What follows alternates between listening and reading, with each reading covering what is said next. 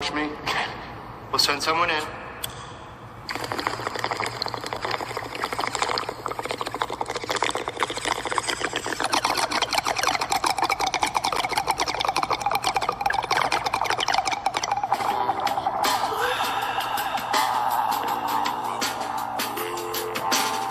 Highs medium to low. How are the highs, man? I see they got kind of a piney taste, almost minty. Notice the little red hairs? Yeah. And the rich greenery? I see those. It's definitely the highest grade hydroponics in the city. Where'd you go to weed college? Dang, I'm looking. All right, give me a 50 bag of that.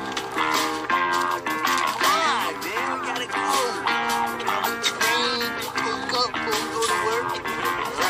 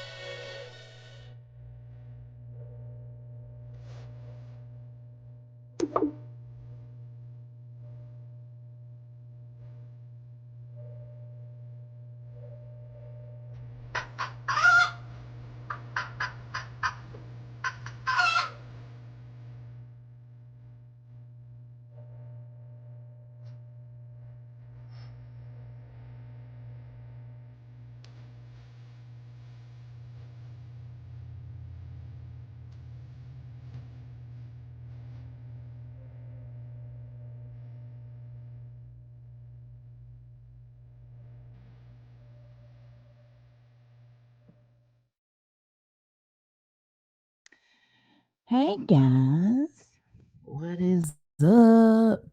Hey, hippies. I see Okie and Steph, Country, RLR, Sean. Hey, Ange Deets. Hey, baby.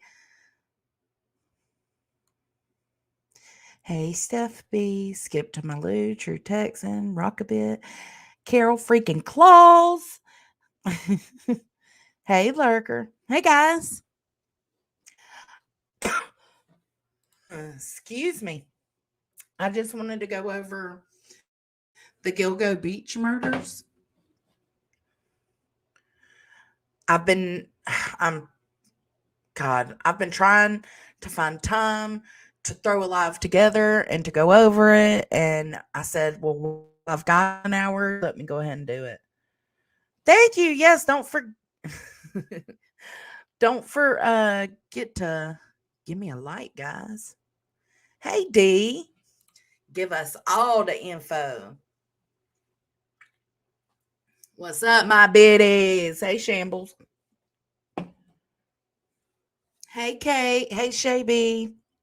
Just Samantha.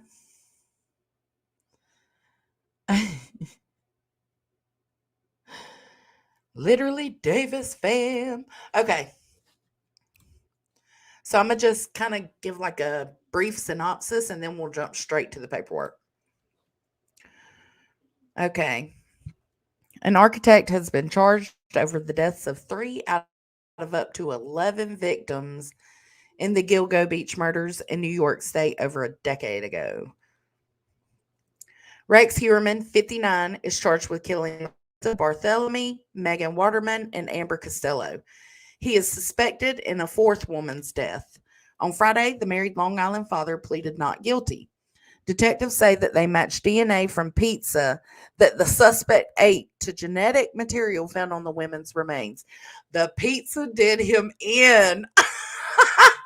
The pizza got that ass. Pizzagate. Oh. Mm-mm-mm.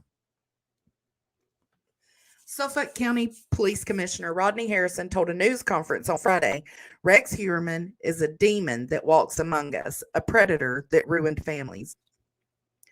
Absolutely. The suspect, who was arrested at his home on Thursday night, is facing 3 counts of first degree murder and 3 counts of second degree murder in the 3 women's deaths. The The judge in the case ordered that he remain in custody, citing the extreme depravity of the crimes. After a plea was entered on his behalf in court, Mr. Heuermann reportedly broke down in tears, telling his attorney, "I didn't do this." The lawyer, Michael Brown, said his client was distraught and called the evidence extremely circumstantial. No, I don't think so, homie. Y'all just wait. We're looking forward to fighting this case in a court of law, not the court of public opinion. What do you mean, not in the court of public opinion? The public found out about this like as it was happening. Didn't nobody have an opinion at the time? Like, come on, man. Mrs. Barthelemy, Mrs. Watermelon. Oh my God, y'all. Y'all, please forgive me. I'm so tongue tied today. I did a recording earlier and I could not get my shit together. Mrs. Barthelemy, Mrs. Waterman, and Mrs. Costello were found dead in 2010 near a fourth victim, Maureen Brainard-Barnes. The women have been dubbed the Gilgo Beach Four. All were SEX workers, according to prosecutors.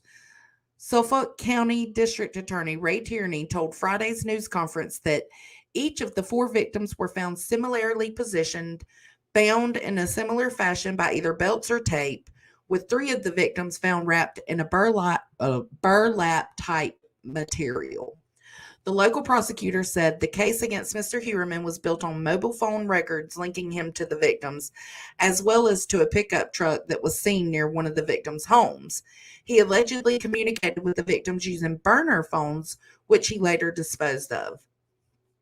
Phone records also allowed investigators to determine that the deaths had taken place when Mr. Heuermann's wife and children were out of town. Hair found on a piece of burlap used to wrap one of the victims was linked to Mr. Heuermann via a sample from a pizza box he discarded in a rubbish bin in Manhattan in January 2023. Man, they was watching you. They was waiting for you to slip up. Investigators say he was also snared by taunting calls that a person claiming to be the murderer made to one of Miss Barthelemy's family members using her own mobile phone. That is just sick. We'll go more into that. Mrs. Barthelemy was abducted in 2009. Mrs. Waterman and Mrs. Costello both went missing in 2010.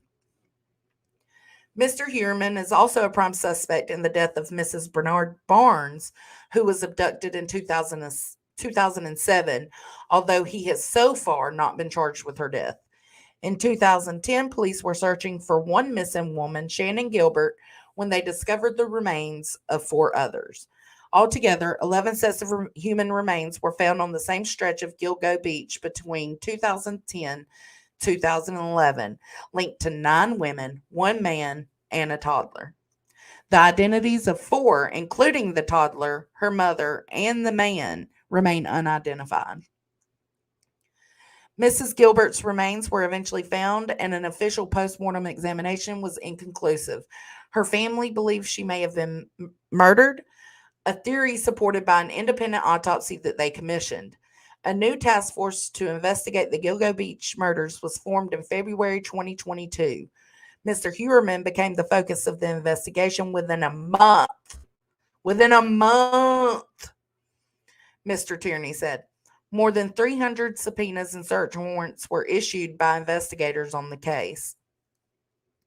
Since the task force was formed, Mr. Heuermann allegedly also used a burner phone to conduct more than 200 searches about topics related to serial killers and the Long Island investigation. This included a search for why hasn't the Long Island serial killer been caught, and mapping the Long Island murder victims, court documents show. Man, this guy, the piece of shit. Mr. Tierney added that torture P and depiction of women being abused and being killed were found on Mr. Heuermann's computer. The investigation into the other victims is ongoing. Mr. Heuermann is the owner of RH Consultants and Associates, a Manhattan architecture firm that describes itself as New York City's premier architectural firm. I doubt that now. The Associated Press has reported that he has a daughter and a stepson. A neighbor described the 6'4" suspect going to work every morning, dressed in a suit and tie and carrying a briefcase. Mr. Tierney said that Mr. Heuermann had licenses for 92 guns and a very large safe in which firearms were kept. In a YouTube interview for a real estate focused channel last year, he said he had been working in the heart of New York City since 1987, describing himself as a troubleshooter. He added that his work helped teach him to understand people. People who lived near his home in Long Island, Massapequa Park, expressed surprise at his arrest. The guy's been quiet, never really bothers anybody, said a neighbor. We're shocked because this is a very, very quiet neighborhood. Everybody knows each other, all of our neighbors. We're all friendly. Well, obviously, you're not all friendly because this dude done murdered so many people. Okay, so now that we got through the main gist of the Gilgo Beach murders, I can take a second and read the chat because I'm sorry. I know we came in, we jumped straight to it, but that's because I got 2 hours and I got to cook dinner in just a little bit. So I'm trying to, just get through it because this part that we're about to go over is what's taking the most time. Ava said, now I want watermelon. I can't believe I did that. All right, let me go grab something. I'll be right back.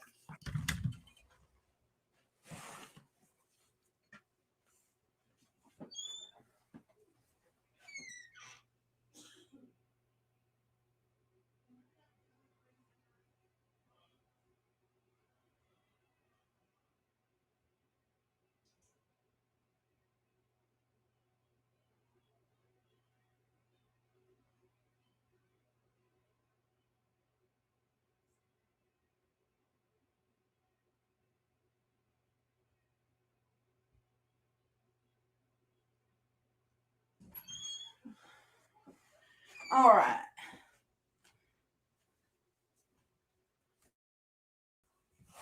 Oh.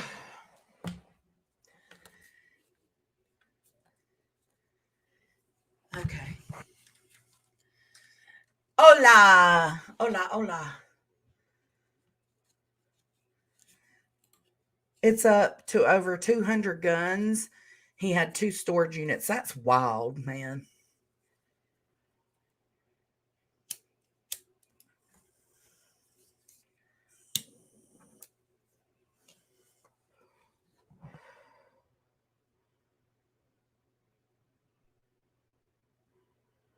Let's see. Oh, absolutely. Hey, Tazzy. Yeah, the only thing he said was, I didn't do it. I want a lawyer, and it's on the news. Or is it on the news? Absolutely. Yeah, that's what they all want to know, isn't it? Serial killers? That's what they all want to know. Is it on the news? It's so gross. That is obsessive. Oh, excessive. Yeah. That many guns in storage units? Yeah, that's a lot. Okay. Y'all ready for this? It's not a good occasion. It's a sad occasion because it's about these ladies that he murdered. I mean, I don't know. There's no other way to say it. Let me zoom it in a little.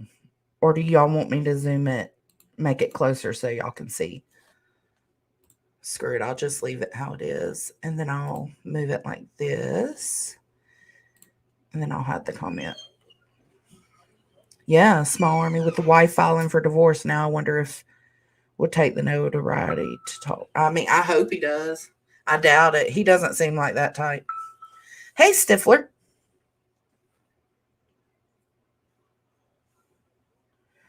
Okay.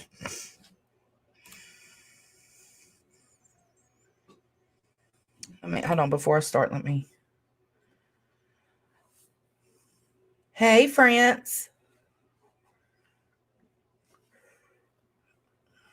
That's scary, RLR. This is his bail application. Just Samantha sent it to me, and I've been wanting to go over it, so here we are. But it's the people of the state of New York versus Rex A. Heuermann. Says defendant Rex A. Heuermann stands before this court charged by the grand jury with murder in the first degree in violation of New York State Penal Law, Section 125.27, a Class A1 violent felony for the death of Melissa Barthelemy on or about July 10th, 2009. Okay, it's the same thing for murder in the first degree, Megan Waterman, June 6, 2010. Murder in the first degree, Amber Costello, September 2nd, 2010.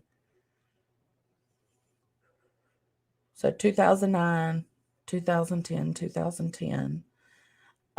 Second degree, murder in the second degree for all three of them. There's no need in going over those because it's the same dates, just, the second set of charges. Hey, B&B. Hey, Grain. Hey, Jen. Oh, my babies. Okay. I told them now I got an hour and a half. I got an hour and a half to get through this, and it's a lot.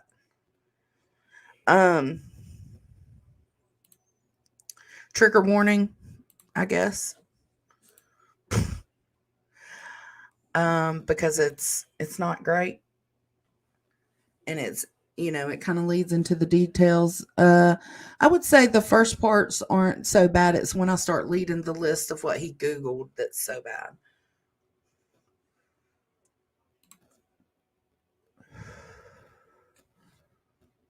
What y'all doing today before I start reading this?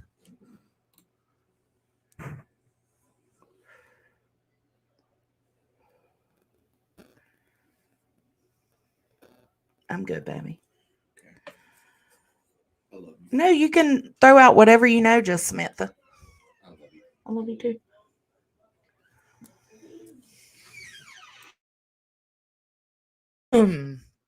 All right. I know, friends. That's crazy.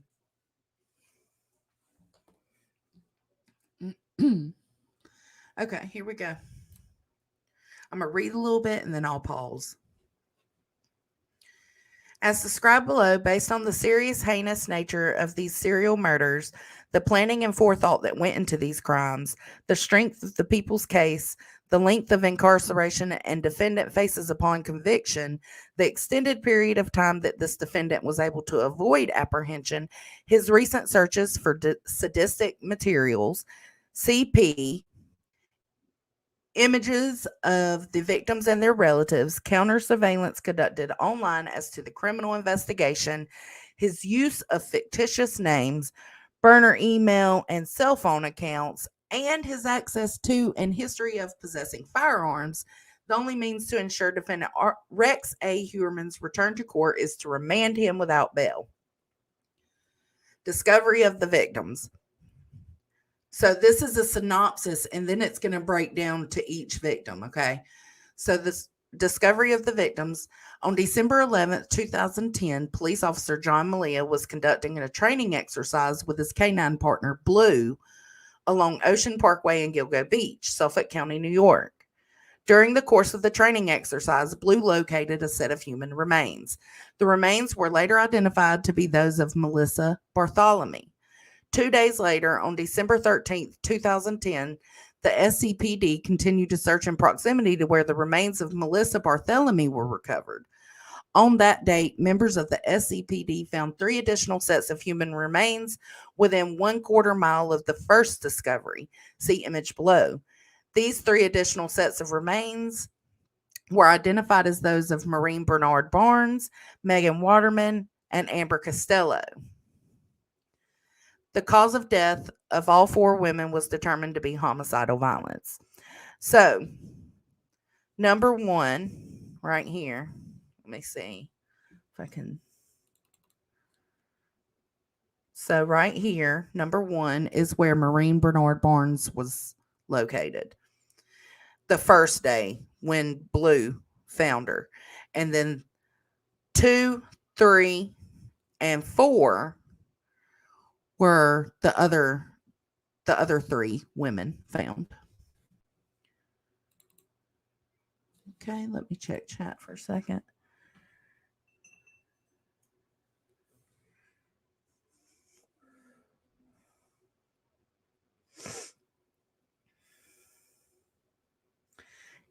Great dude, right? B&B. Okay, let's see.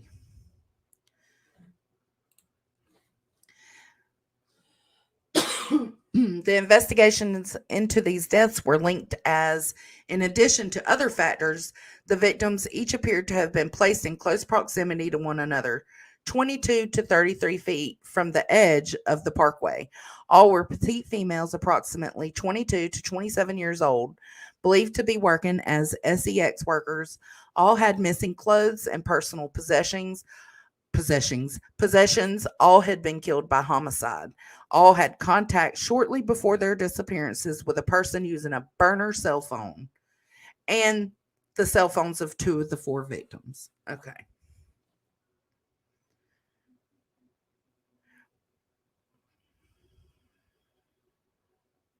Hold on. Okay, here we go. That sentence continues. Hold on. Okay. All had contact shortly before their disappearances with a person using a burner cell phone and the cell phones of 2 of the 4 victims, Barnard-Barnes and Barthelemy, were used by the killer after their deaths.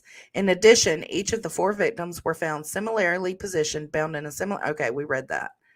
Okay. Recent investigation. In January 2022, the Suffolk County District Attorney's Office assigned an experienced team of investigators, analysts, and prosecutors to work jointly with law enforcement partners from the Suffolk County Police Department, New York State Police, Suffolk County Sheriff's Office, and FBI. A comprehensive review of every item of evidence and information in this investigation was undertaken by the team. On March 14th, 2022, approximately 2 months into the renewed joint investigation, this comprehensive review led to the discovery of a first-generation Chevrolet Avalanche that was registered to defendant Rex A. Heuermann at the time of these murders.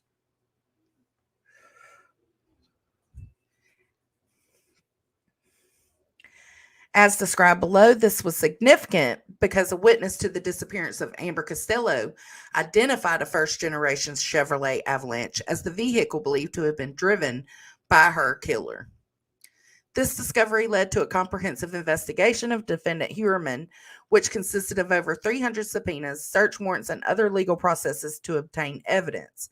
As discussed more fully below, among the items recovered were cell phone billing records for defendant Heuermann corresponding to cell site locations for 1, the burner cell phones used to arrange meetings with 3 of the 4 victims, 2, the taunting calls made to a relative of Mrs. Barthelemy, 3, a call made by a detective to Mrs. Barthelemy's cell phone while looking into her disappearance, and 4, calls checking voicemail on Mrs. Brainard-Barnes' cell phone after her disappearance.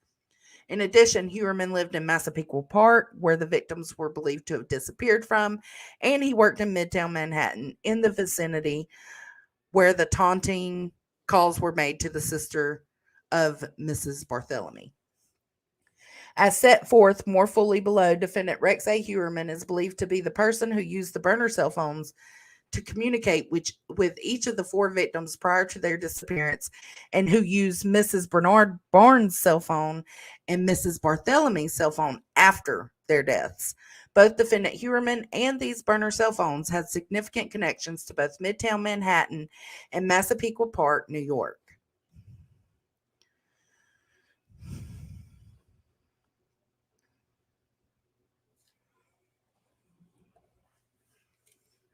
Okay. Right? And that was quick. 2 months, within 2 months after they took over. Like, what?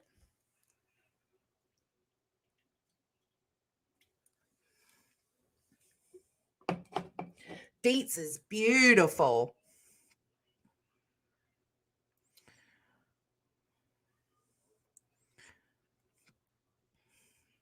Okay.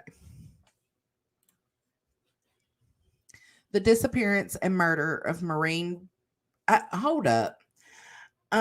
Beehive, this is not the place for you to be asking me if I'm going to address Hills. I don't have to address Hills. Not right now. Not until I, am ready to address Hills. But the fact is, this is a live going over the disappearance and murder of 11 women. This ain't the place, girl. Move along.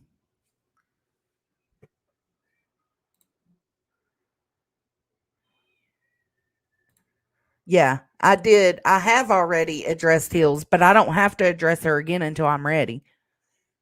And Hills ain't got nothing to do with what this live is about right now. So that don't. Bye, Beehive. See ya. Thanks for your previous support.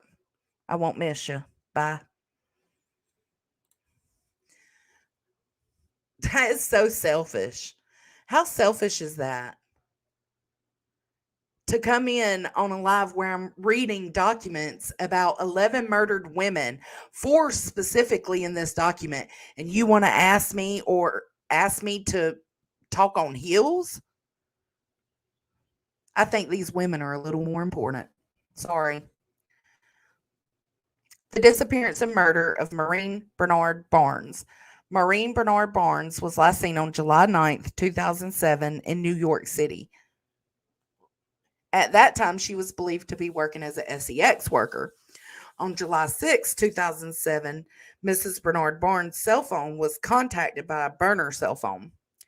But between July 6, 2007 and July 9th, 2007, so for 3 days, there were 16 interactions between this burner phone and Brainard-Barnes' cell phone. On July 9th, 2007, the last cell site location for the Brainard-Barnes phone was at approximately 11:56 p.m. in Midtown Manhattan near the 59th Street Bridge.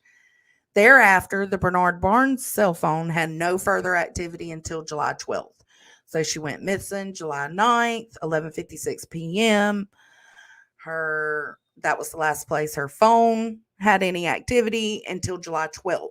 So 3 days later, on July 12th, 2007, 2 outbound calls were made from Brainard-Barnes' cell phone, checking her voicemail from a cell site location near the Long Island Expressway in Islandia.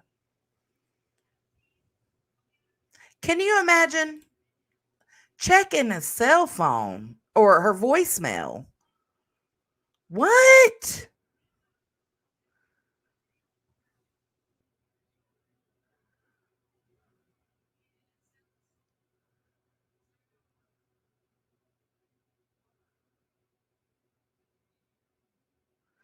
I'm glad you see the light, Beehive. Now, please stop interrupting my live. Don't be ignorant. There ain't no sense in it. The disappearance and murder of Melissa Barthelemy. Melissa Barthelemy was last seen on July 10th, 2009. So this one was July 9th. No, July 6th, 2007 was Maureen Brainard-Barnes. Almost a year later was Barthelemy, July 10th. So for almost a few days short of a year later. Melissa Barthelemy was last seen on July 10th, 2009 in New York City. At that time, she was believed to be working as a SEX worker. On July 3rd, 2009, Mrs. Barthelemy was contacted by a burner cell phone. Thereafter, the Barthelemy cell phone was contacted by this burner cell phone on July 6th, 9th, and 10th, 2009, which the 10th was the last day she was seen alive.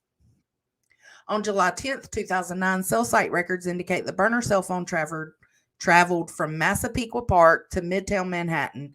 Later that evening, the Barthelemy cell phone traveled from Midtown Manhattan to Massapequa, with the last cell site location being in Massapequa on July 11th, so a day after 2009 at approximately 1:43 a.m. On July 11th, 2009, Mrs. Barthelemy's cell phone was used to make an outbound call checking her voicemail from a cell site location in Freeport. That's so weird. Okay, so it showed cell site. It showed her leaving Massapequa, headed to Midtown, headed from Midtown back to Massapequa, 1:43 a.m. On July 11th and July 12th, 2009, the Barthelemy phone made 2 more outbound calls, checking her voicemails from cell site locations in Babylon.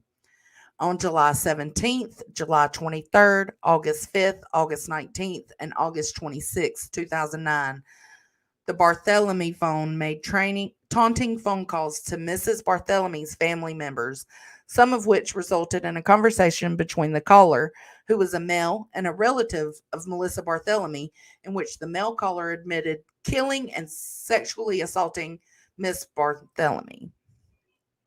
As described below, the cell site locations of the Barthelemy phone, I cannot get that right, Barthelemy phone, during these taunting calls were all in Midtown Manhattan.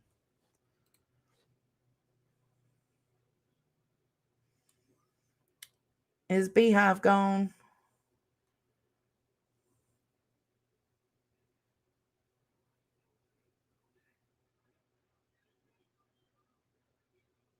Hey, Sassafras.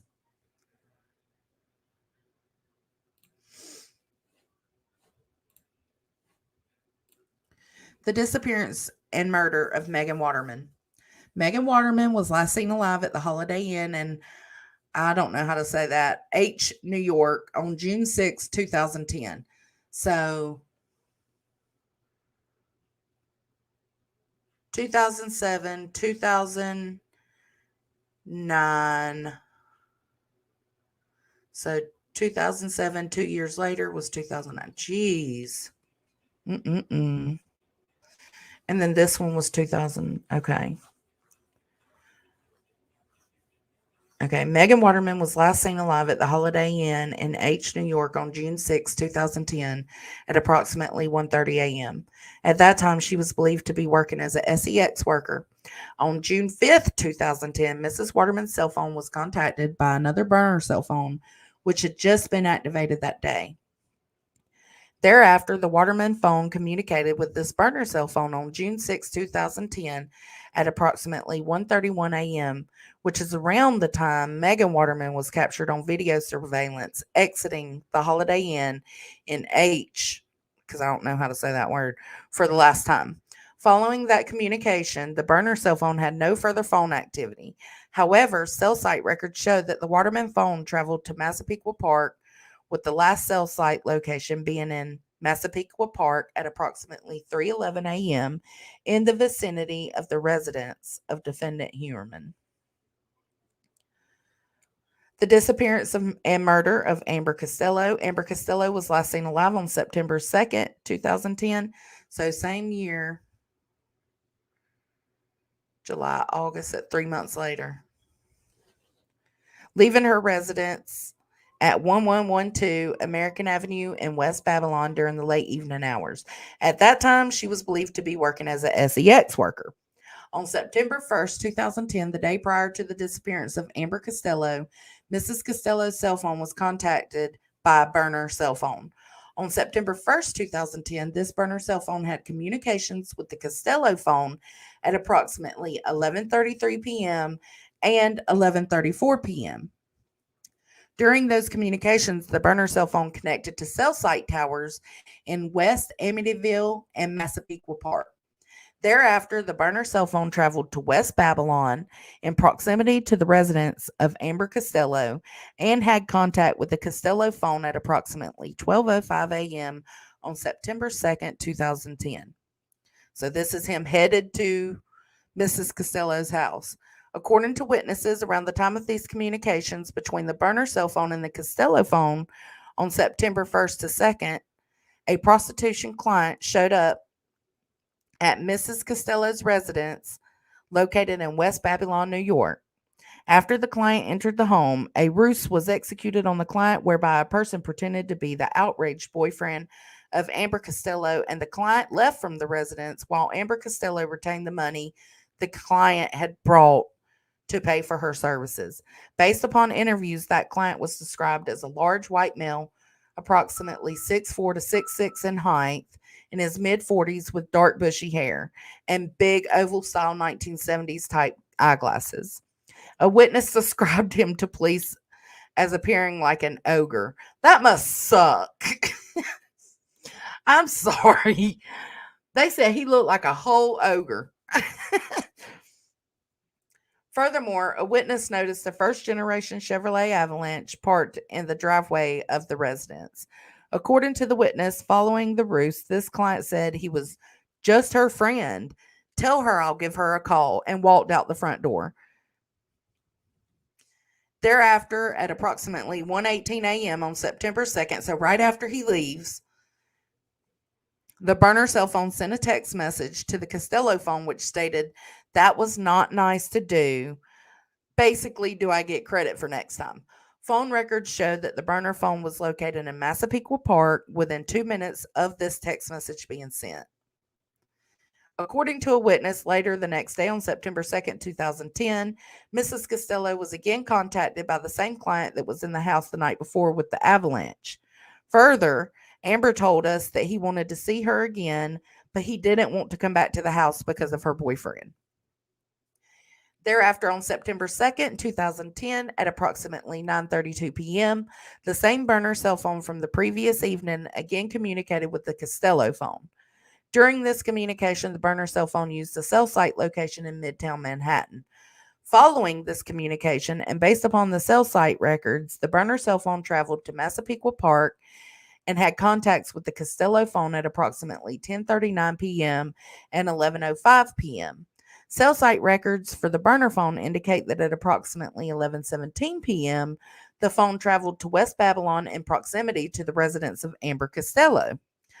Subsequently, Amber Costello left her own cell phone behind, walked out the front door of the residence, and was seen alive for the last time. Shortly after Mrs. Costello left the house, a witness observed a dark-colored truck pass the house, specifically coming from the direction Amber had walked towards. Significantly, travel records show that on July 8th, 2009, defendant Heuermann's wife departed the United States. So this is a note, basically. And, okay, let's see.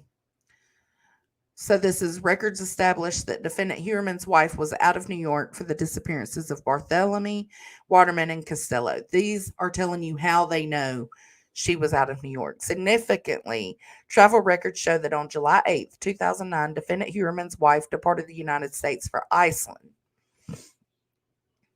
On August 18th, 2009, she returns from Iceland. So she was out of the country during Melissa Barthelemy's disappearance. Based upon cellular telephone billing records, on June 4th, 2010, the cellular telephone subscribed to by defendant Heuermann's wife traveled from New York to Maryland. On June 8th, 2010, it shows his wife returning back to New York from Maryland. So she was out of New York State during Megan Waterman's disappearance. On August 28th, 2010, traveled from New York to New Jersey. On September 5th, 2010, she traveled from she left New Jersey, headed back to New York. She was out of town during Amber Costello's disappearance. Cellular billing records for the cell phone of Rex A. Heuermann. Hold on, let me see what y'all are saying. Ashley, why? It was somebody coming in here asking me if I was going to address the Hills thing and said that they see where I stand. It kind of sounded like a dolly troll, so I'm just saying.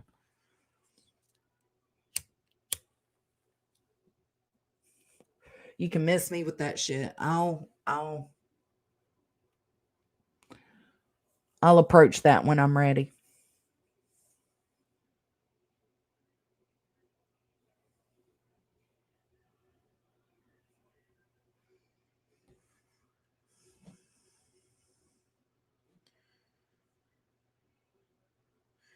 Yeah, Samantha sent me the timeout dolls that they found. Yeah. Look, Mama and Ogre.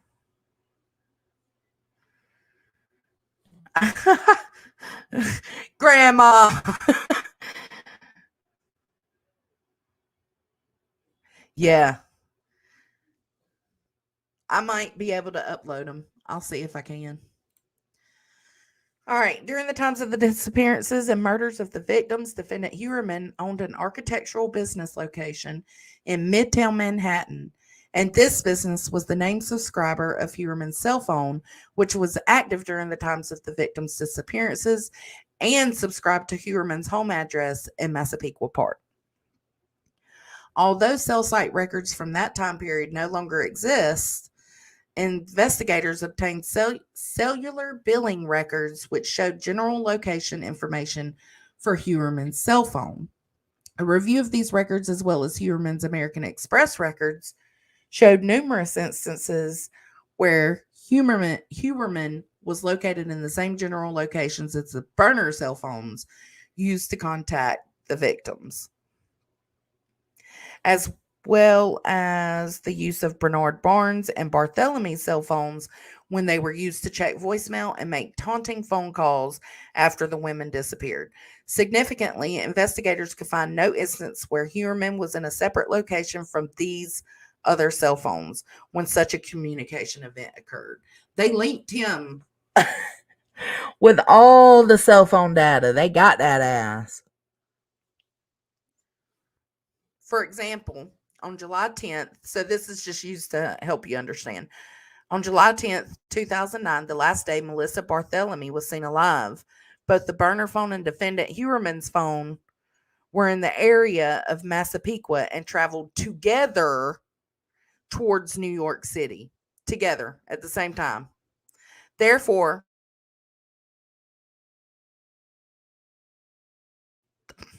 y'all, fuck my life.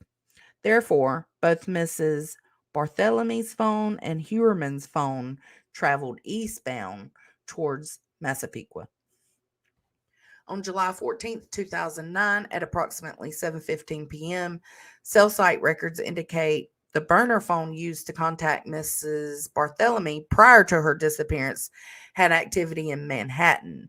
On this same date, between approximately 6:58 p.m. and 7:22 p.m., billing records from Heuermann's cell phone also showed call locations in New York City. Following Mrs. Barthelemy's disappearance on July 17, 2009, at 12:40 p.m., a male caller used the Barthelemy phone to contact Mrs. Barthelemy's family. The Barthelemy phone was located in New York City at this time, specifically attached to a cellular tower located at 4 Penn Plaza, which is approximately 2,372 feet or 0.45 miles from Heuermann's then office space, which at the time was located at 19 West 36th Street, New York, New York. On this same day at approximately 1:45 p.m., billing records from Heuermann's phone also show a call location in New York City. So the blue, it's blurry, but the blue is Heuermann's office, and the green is where he used Barthelemy's phone.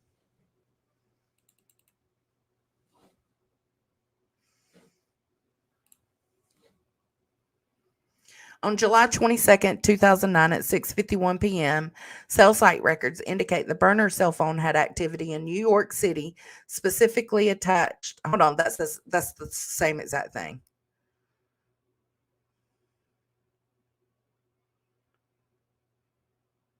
Isn't it? Hold on. Oh no, this one's different. On July 20, sometimes they repeated things.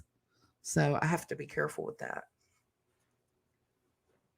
On July 22nd, 2009 at 6:51 p.m., cell site records indicate the burner cell phone had activity in New York City, specifically attached to a cellular tower located at 19 West 34th Street, which is approximately 872 feet or 0.16 miles from defendant Heuermann's then office space. On this same date, at approximately 5:12 p.m., billing records from Heuermann's cell phone listed a call located in New York City. So,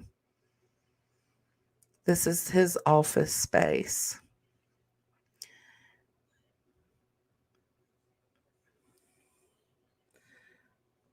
And this is his phone. Okay. Wow.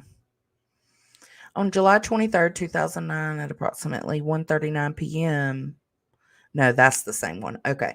On July 23rd, 2009, at approximately 6:42 p.m., a male caller used the Barthelemy phone to contact her family. The Barthelemy phone was located in New York City at this time, specifically attached to a cellular tower located at 275 West 39th Street, which is approximately 872 feet or 0.16 miles from Heuermann's then office space. On July 23rd, 2009, between approximately 8:29 p.m. and 9:30 p.m., the burner cell phone had activity in New York City. Later on this same day, at approximately 11:05 p.m., billing records from Heuermann's cell phone listed a call located in Jamaica, Queens. On August 5th, 2009, between approximately 6:50 and 11 p.m., a male caller used the Barthelemy phone to contact Barthelemy's family. During said time period, the Barthelemy phone utilized the following cellular phone towers in New York City, which are 2230 to 328, which are 2,230 to 3,280 feet from Heuermann's then office space. On this same date, during a similar time frame between approximately 6:46 and 7:05 p.m., Heuermann's cell phone listed billing locations in New York City. So they're just tagging them with everything. Like, it shows that they were all in the same location.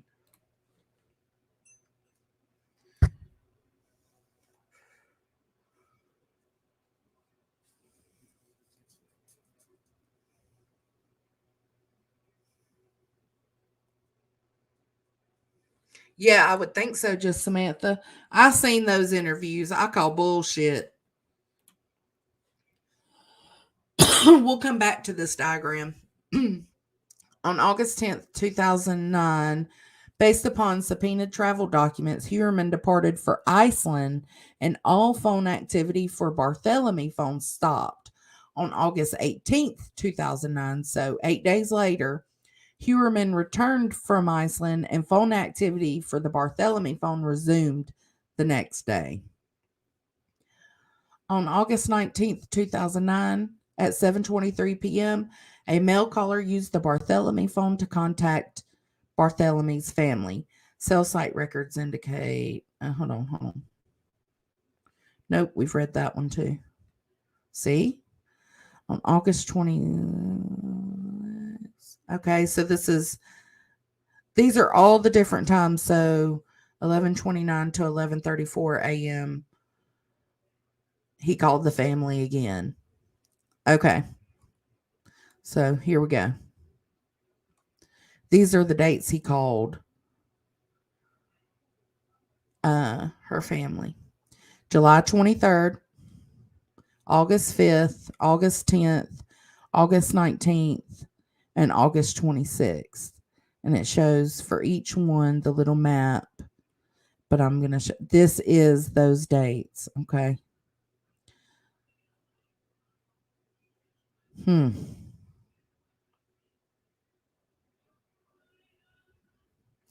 Additional burner phones and online account activity linked to defendant Heuermann. As described herein, over the course of the comprehensive investigation of defendant Heuermann, investigators located a number of online accounts and burner cell phones linked to Heuermann, but which were held by him in fictitious names and used for illicit activities. American Express records obtained via subpoena revealed recurring Google Pay payments made by Heuermann to Tinder, an online dating and geosocial networking app used to find dates or hookups within a user's immediate vicinity.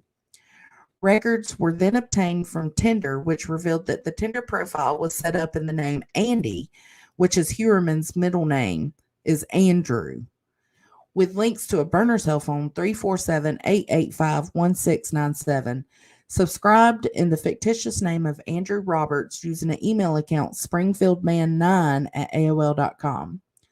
Springfieldman9@aol.com account was established with AOL on January 15th, 2011, in the fictitious name John Springfield, with an Astoria, Queens, New York zip code, using another burner cell phone 347-304-2671, which records show has no named subscriber.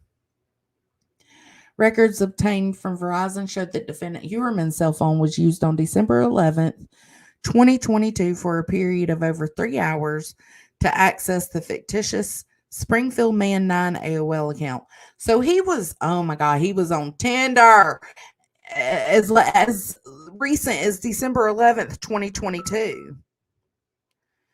Similarly, records obtained from T-Mobile show that the other burner cell phone that ends in 2671 was used on multiple dates, including November 8th, 2022. A few of the call records for these two additional burner cell phones revealed that both cell phones were used extensively between 2021 and 2023 for prostitution-related contacts, either with SES workers or massage parlors. In addition, cell site warrants for these burner cell phones revealed that just like the burner cell phones defendant Heuermann used to contact the victims prior to their disappearances, these additional burner cell phones had frequent cell site activity in Midtown Manhattan and Massapequa Park.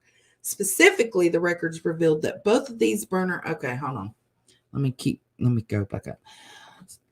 Specifically, the records revealed that both these burner cell phones consistently had activity on the cellular towers that provided coverage to the defendant Heuermann's residence in Massapequa Park and his business in New York City. Legal process served on Google seeking records or accounts associated with the device. Identifiers of these additional burner cell phones revealed a connection to yet another burner or junk email account, namely thawk080672@gmail.com. Oh, I bet 080672. That must be his date of birth. I need to check that. Just curious. Hereinafter, the T-Hawk email account. Google records further indicated that the T-Hawk email account was subscribed in the fictitious name Thomas Hawk. A search warrant revealed that the T-Hawk email account associated with burner phone 347-304-2671 was used to conduct thousands of searches related to SEX workers, sadistic, torture-related P and CP, including Mistress Long Island. Trigger warning, trigger warning, trigger warning. Hold up. Let me... What y'all saying? What y'all saying? Yeah, these Google searches are pretty terrible. Trigger warning.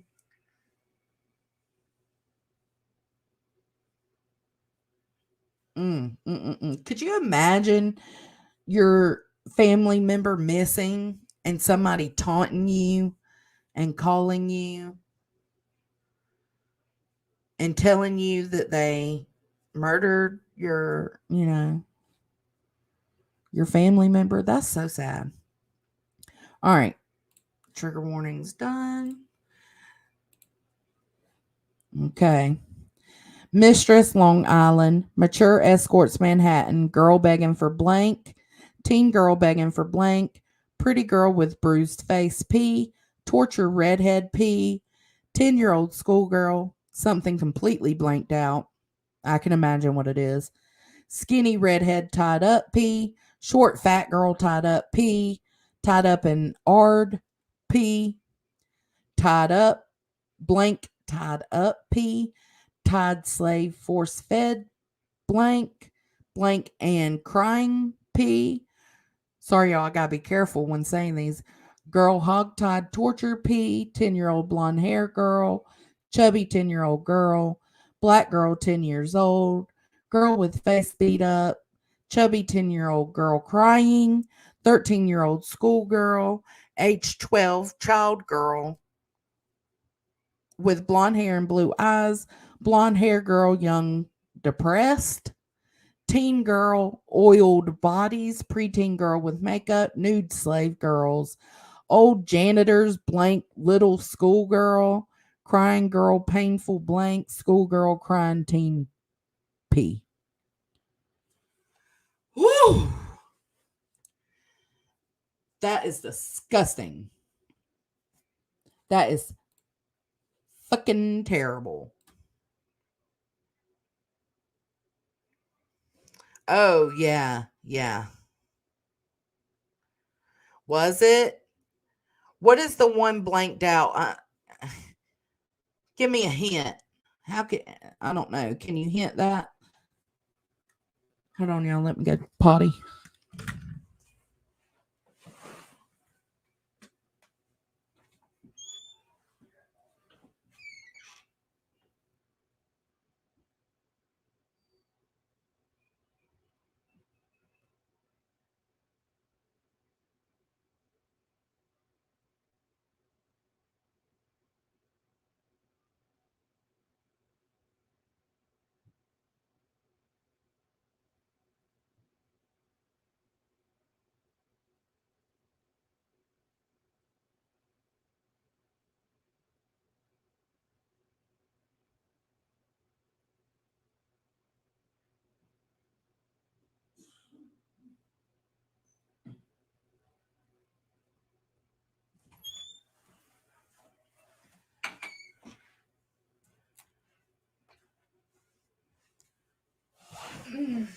Let's see.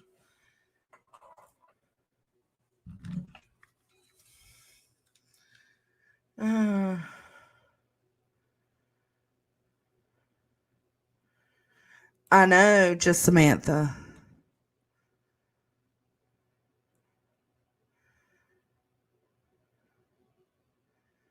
That's what I feel, Nessie. I feel like that's exactly what he's doing. Yeah, Tazzy, he only called one of the girls' family, Melissa Barthelemy. He was calling her family. He called them 5 different days. He called them and taunted them.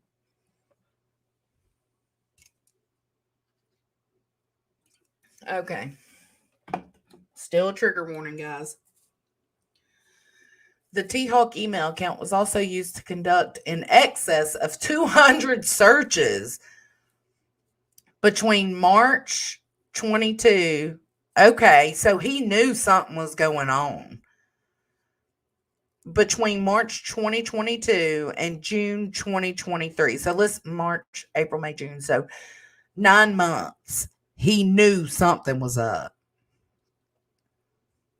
Related to active and known serial killers, the specific disappearances and murders of Maureen Brainard-Barnes, Melissa Barthelemy, Megan Waterman, and Amber Costello, and the investigation into their murders. He looked up all that. He looked up to see who they have as the killer, or if they had any kind of person of interest or suspect.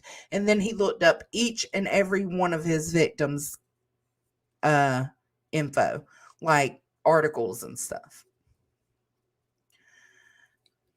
So here we go. These searches or articles assessed include, but are not limited to. Okay, so why could law enforcement not trace the calls made by the Long Island serial killer? So he made those calls to her family, wanting them to find out. Well, they did. Why hasn't the Long Island serial killer been caught? Long Island serial killer. Long Island serial killer phone call. I bet he was, oh my God. Long Island serial killer update. Long Island Serial Killer Update 2022. FBI Active Serial Killers. Serial Killers by State 2023. Did he think they already had him listed somewhere or something? Map of all known serial killers. Unsolved serial killer cases. America's 5 most notorious old cases. 11 currently active serial killers. 8 terrifying active serial killers. We can't find is what they put. John Bitroff. Who is... Hold on. Who's John Bitroff? Samantha, who is John Bitroff?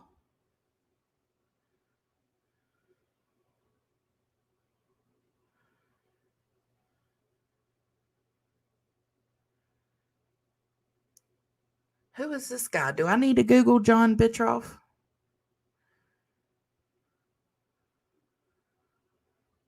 Oh, I hope so too, Samantha. I hope so too. Because they might not be releasing it yet if they haven't found those girls. An original suspect? Oh, the first guy. That's right. The doctor dude, right? Okay. So he looked up John Bitroff, Megan Waterman, Melissa Barthelemy, Maureen Brainard-Barnes. He looked up the two relatives, a relative of Bartholomew and Waterman. Cops launched Gilgo Beach Homicide Investigation Task Force, mapping the Long Island murder victims. Inside the Long Island serial killer and Gilgo Beach, the Gilgo Beach killer, Criminal Minds. In Long Island serial killer investigation, new phone technology may be key to break-in case. The T-Hawk email account was also used to search for a number of podcasts and or documentaries regarding this investigation, as well as repeatedly viewing hundreds of images depicting the murdered victims and members of their immediate families. Ew! What a piece of shit. What is wrong with these people's brains? Significantly, defendant Heuermann also searched for and viewed articles concerning the very task force that was investigating him. March 28th, 2022, 9:19 a.m. to 9:25 a.m. he searched Long Island serial killer.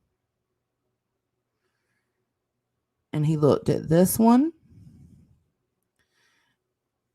at 9:20, which is I'm pretty sure that's the one I just read. Huh. Let me see. Maybe not. I don't know.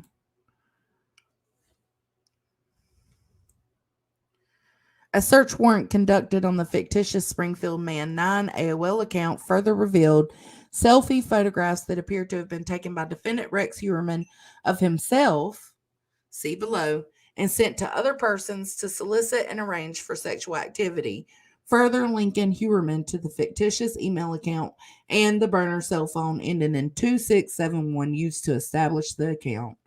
You dumb motherfucker. Look at...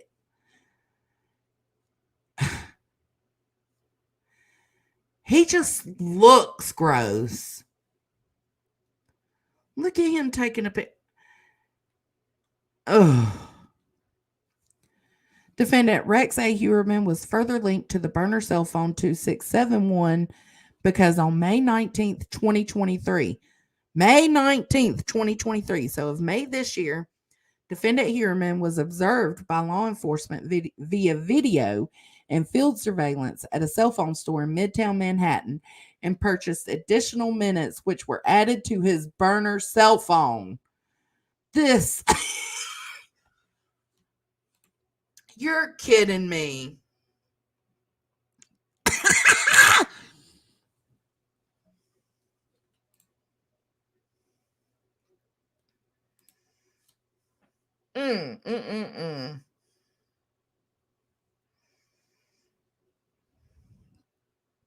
Wow. They caught you going and added minutes on that phone in May of 2023. That's so scary.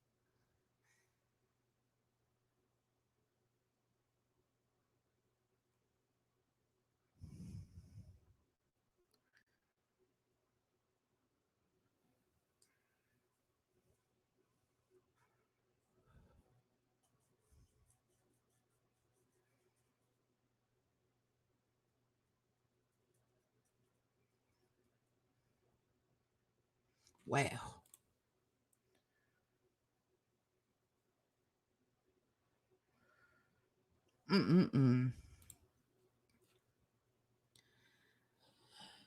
Analysis of the Springfield Man 9 AOL account also led to the discovery of another email account, hunter1903a3@gmail.com, used on February 14th, 2021, so Valentine's Day 2021, to send an image of a prostitute from upstate New York between two of Heuermann's secret email accounts. So he made another fake email account and used it to send pictures to his other email account. Oh, Lord.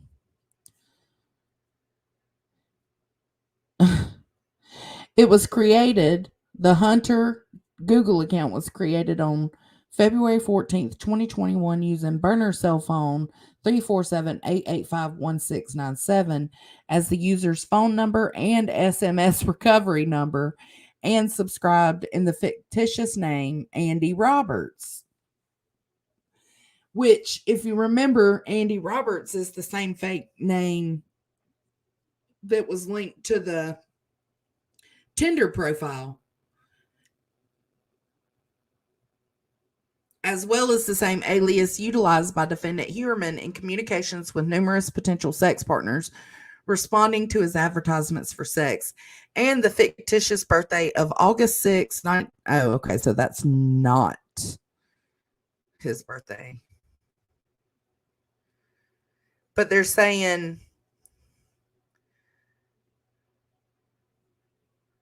with numerous potential responding to his advertisement, and the fictitious birthday of August 6, 1972, which corresponds to the digital ending of the burner account thawk080672@gmail.com.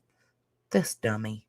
In addition, Google provided IP address information for the user's acceptance of the terms of service, which revealed that the terms of service were accepted on February 14th, 2021 from IP address 24.184.75.31. Significantly, records were obtained from Altus doing business as Heuermann's home address was also.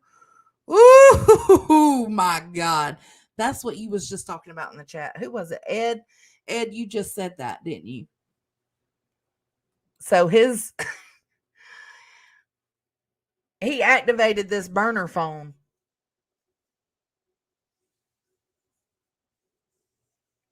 Or, hold on.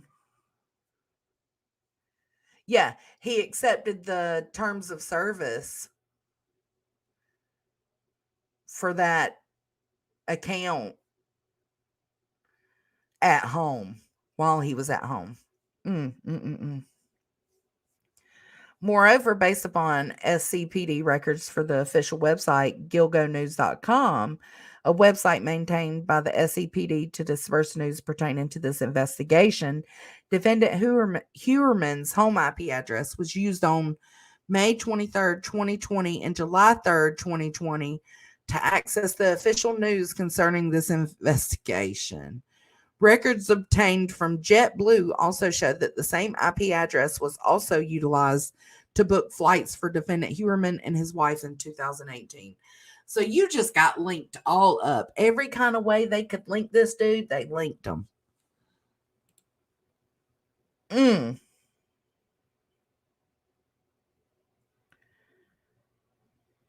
No one reads TOS. No, hell no, you just click to agree to that shit. When analyzing the usage of all devices and accounts used by defendant Heuermann, there appears to be a clear pattern wherein Heuermann used burner phones and burner junk email addresses to one, contact SEX workers and SEX partners to conduct extensive searches related to SEX and prostitution, violent, sadistic, and CP. And three, seek online information about the authorities investigating his crimes. These burner cell phones and email accounts with fictitious identities were used in an effort to conceal Heuermann's true identity, conceal his criminal activity, unlawfully proposition SEX workers, and attempt to monitor the investigation of his crimes. DNA analysis of hairs recovered from the examination of the victims' bodies. We're almost done. During the course of this investigation, each of the 4 victims' bodies were examined by a forensic scientist with the Suffolk County Crime Laboratory, which revealed as follows. Maureen Brainard-Barnes. Mrs. Barnes had been left restrained by 3 leather belts, one of which was utilized to tie Barnes' feet, ankle, legs together. During the examination of the belts, a female human hair was recovered from the buckle of one of the belts by the Suffolk County Crime Lab. Female hair on Barnes is what it says hereinafter, female hair on Barnes. On or about December 18, 2010, the Suffolk County Laboratory, this hair, and was able to determine that it corresponded to a Caucasian head hair fragment. Although this hair was not suitable for nuclear DNA profiling at that time, it was subsequently submitted for further DNA analysis. Megan Waterman. Megan Waterman had been bound by clear white duct tape.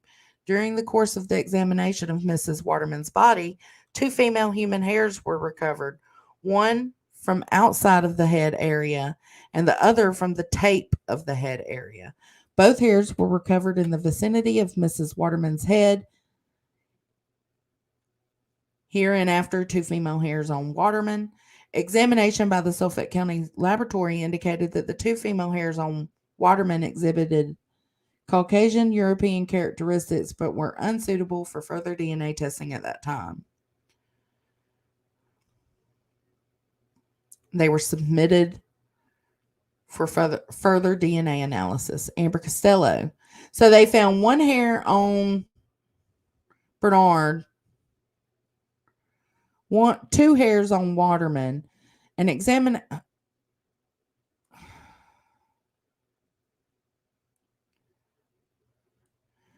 he used belts on Bernard and tape on Waterman and Costello. Okay. An examination of the body of Mrs. Amber Costello revealed that she appeared to have been bound by 3 pieces of clear or white duct tape. During the course of the examination of Mrs. Costello's body, it says a female human hair was recovered. So 1 hair on her. Specifically on a piece of tape inside of the burlap wrapping in the vicinity of Mrs. Costello's head. A subsequent examination of the female hair on Costello led to the determination that it had Caucasian European characteristics, however unsuitable for further DNA testing at that time. Subsequently submitted for further DNA analysis. Okay, so Forensic Laboratory 1, as noted above, the female hair on Barnes, 2 female hairs on Waterman, and female hair on Costello, collectively the female hairs recovered on the 3 victims, were all sent to an outside forensics laboratory known as Forensic Laboratory Number 1. Forensic Laboratory Number 1 applies DNA techniques and direct genome sequencing. What is that? Genome? I don't know. Sequencing and difficult to solve forensic casework and the identification of human remains. In or about July 2022, Forensic Laboratory Number 1 was able to determine that each of the aforementioned female hairs recovered on the 3 victims each belonged to a female individual in mitochondrial haplogroup K1C2, and that this female was not any of the victims. On or about July 21st, 2022, an undercover SCPD detective recovered 11 bottles from a trash receptacle that had been left out for collection in front of the residence of Heuermann. The Suffolk County Crime Laboratory took swabs of said bottles, which were subsequently sent to Forensic Laboratory Number 1 for DNA profiling.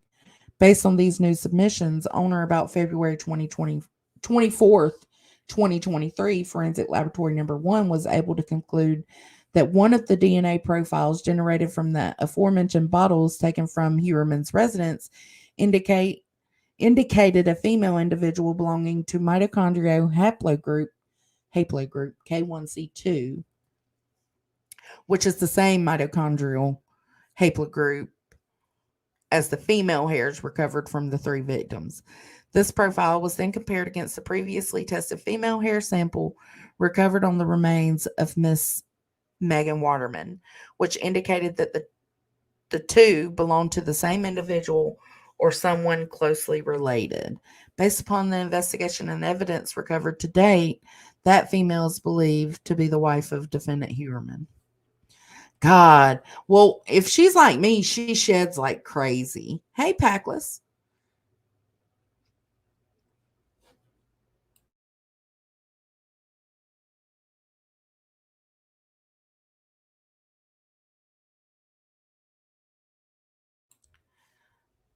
So, I shed a lot. Maybe like when she's doing his laundry or something. I don't know, but for that was God for 3 of the victims to have a strand of that woman's hair on them. That's God, because he made that hair fall off of that murderer and onto them.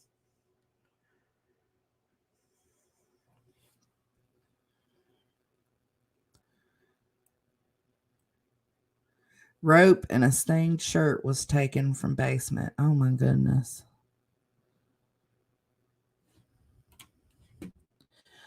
Forensic Laboratory Number 2, specializing in forensic mitochondrial analysis. On or about June 12th, 2023, Laboratory Number 2 issued a report concluding that the DNA sample from the female recovered from the bottles outside the residence of Heuermann, i.e. Heuermann's wife, and the female hair on Costello indicated that the mitochondrial DNA profiles are the same at all compared positions common to and between samples. Thank you, Ben. Specifically at a rate that would, as per the EMPOP database, exclude 99.98% of the North American population from the female hair on Costello.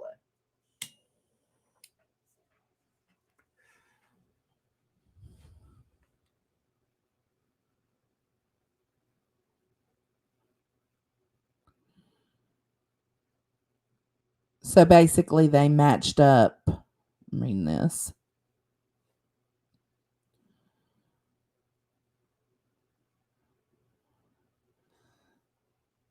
Okay, it's just saying they matched up to the hairs found on Mrs. Waterman as well.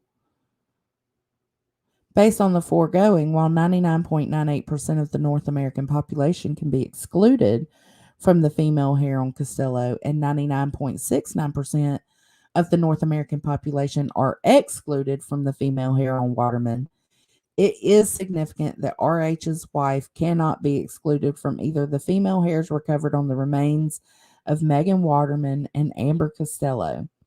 As previously noted, defendant Heuermann's wife was out of state at that time of Mrs. Waterman and Mrs. Costello's disappearance and murders. That's what we read earlier. As such, it is likely that the burlap, tape, vehicles, or other I can't say that word, utilized in furtherance of these murders came from defendant Heuermann's residence where his wife also resides, or was transferred from his clothing. That's God right there, I'm telling you. Oh, there was a male hair linked to him too? During the initial examination of Mrs. Waterman's skeletal remains and the burlap materials, the Suffolk County Crime Laboratory was also able to recover a male hair from the bottom of the burlap used to wrap Mrs. Waterman by her killer. An initial examination of said hair revealed Caucasian European characteristics. The hair was subsequently submitted for further DNA and analysis and on or about July 31st, 2020. Forensic Laboratory Number 1 was able to generate a DNA profile for the hair recovered on the bottom of the Waterman burlap. Specifically, Forensic Laboratory Number 1 determined that this hair belonged to a male in mitochondrial haplogroup. I cannot say that. V7A. Following the discovery of the Chevrolet Avalanche, which was registered to defendant Heuermann, and the investigation of cellular billing records and other items, on or about January 26, 2023, so this year, a surveillance team observed and recovered a pizza box thrown by defendant Heuermann into a garbage can located in front of 385 Fifth Avenue in Manhattan. Got that ass. Got that ass.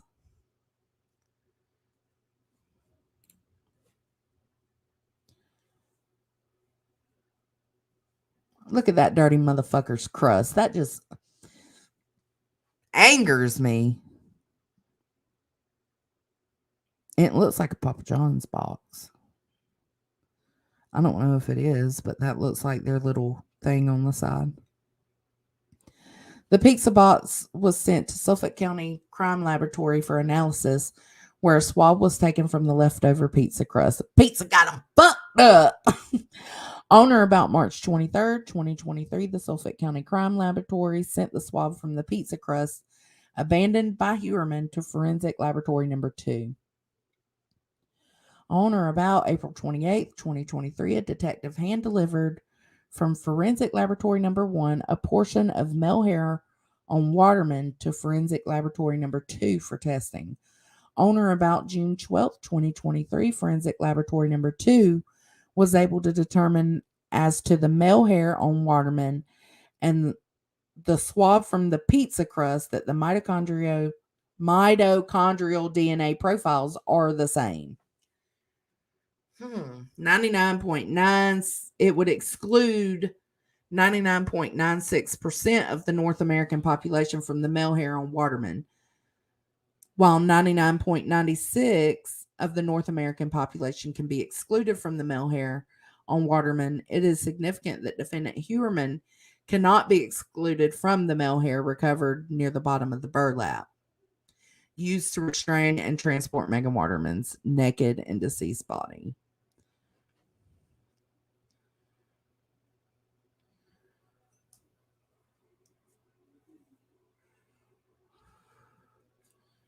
Arrest and search of Heuermann, his residence, and other locations. On or about the evening of July 13th, 2023, defendant Heuermann was arrested by Suffolk County police officers. Searches of his residence, as well as other locations, are currently ongoing. At the time of his arrest, defendant Heuermann had on his person the burner cell phone 2671. What? He had the burner phone on him, which was linked to the T-Hawk email account used to conduct the online searches described above.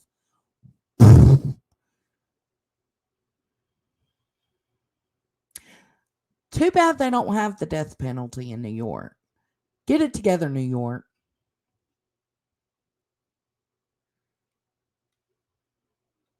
All right, that's it. That's just them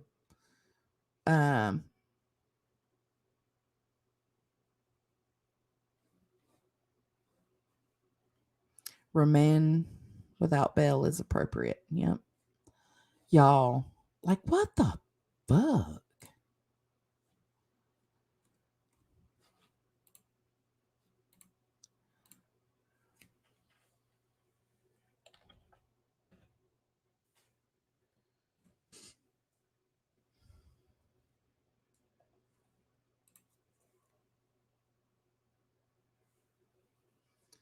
Rex Heuermann's wife pictured for first time as she files for divorce from Gilgo Beach serial slaying suspect. Could you imagine being his wife?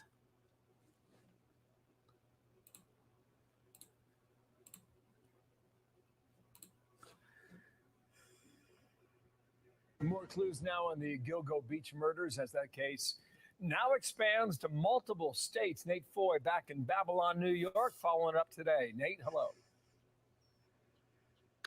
Bill, Sandra, good morning. Investigations surrounding suspected serial killer Rex Heuermann are expanding far beyond the Gilgo Beach area where we are this morning. His DNA has reportedly been entered into a statewide database to see if he's connected to any other cold cases in New York.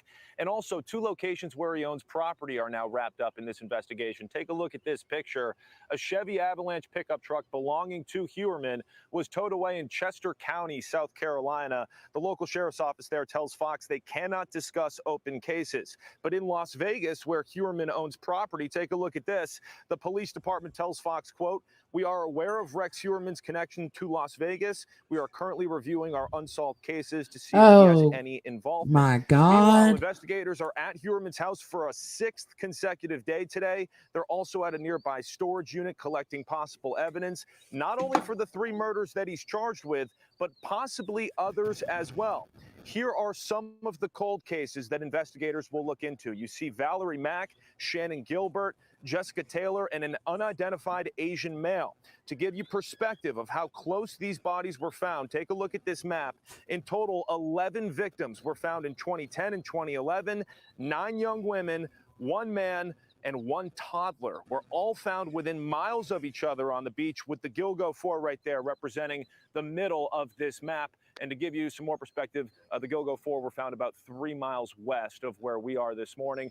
3 of those 4 women are the cases where Heuermann is charged with murder right now. He has pleaded not guilty. We'll send it back to you. Wow. Okay, Nate, thanks. Nate Foy on the scene there along that beach there on Long Island. Thank That you. shit is crazy.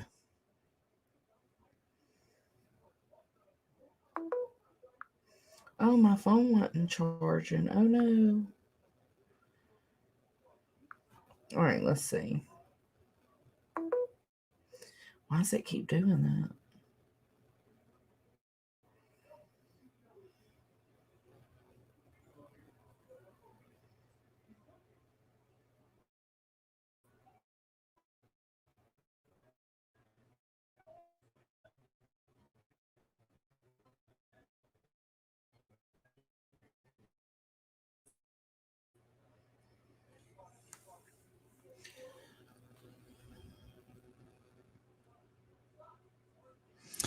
Asa Ellerott, the wife of suspected Long Island serial killer Rex Heuermann, was pictured for the first time Wednesday.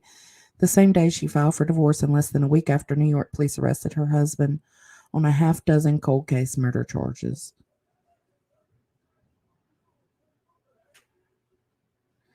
They have filed a summons and complaint for divorce as he entered the Suffolk County Jail, where Heuermann is being held on suspicion that he killed 3 women and hid their bodies in the brush at Gilgo Beach, about 45 miles east of New York City.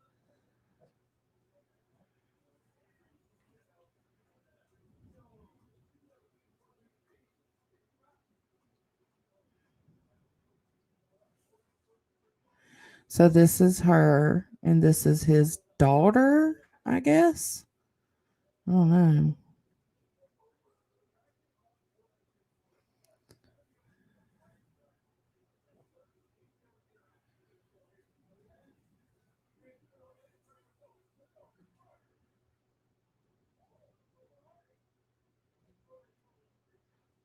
Gilgo Beach suspect Rex Heuermann stalked ex-cop after train altercation.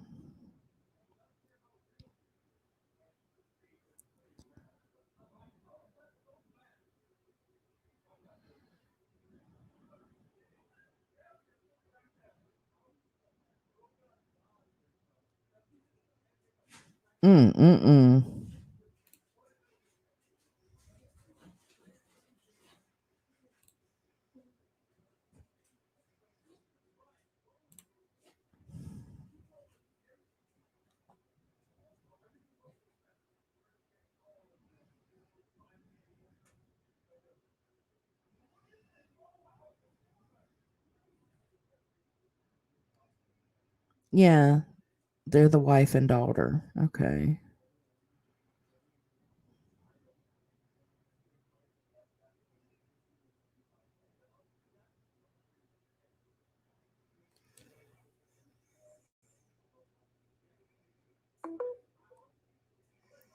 Damn it.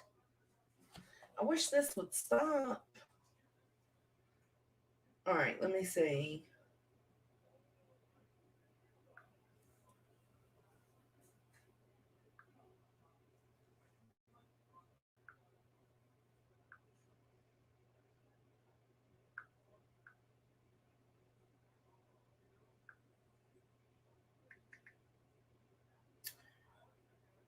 Just Samantha posted this of it's like photos of the evidence they're pulling out of the house. Hold on. She posted it in my Discord, but I can't sign into my Discord from my PC because I can't figure out how to sign out of my kids' Discord on my PC. Does that make sense?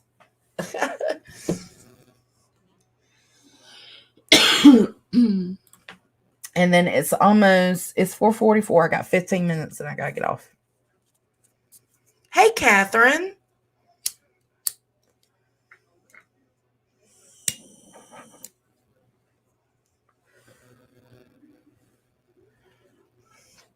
Yeah, it was. Yeah, it was like a full-time job, and that's sketch as fuck. Yeah, that's the least he could do. That's the fucking least he could do. All right, let me go into my email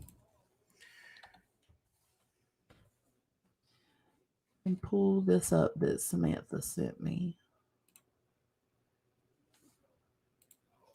Maybe I'll go live later tonight on the same thing. We could talk. Or I might just go live and bullshit. I don't know. I'm trying to squeeze in where I can fit in, which ain't much. So. All right, let's share this tab.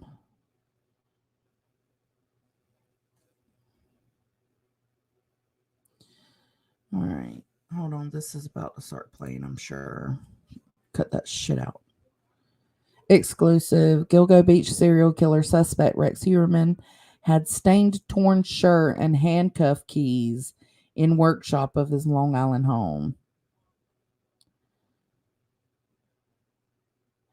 The suspected Gilgo Beach serial killer Rex Heuermann kept a torn, stained shirt and handcuff keys in a workshop at his Long Island home.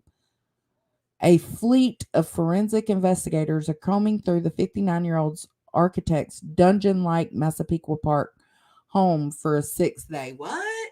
Hold on. Dungeon-like? They're saying that house was dungeon-like? Are y'all taking that? Do y'all is that what they're saying? Help me understand, guys. Is that what they're saying?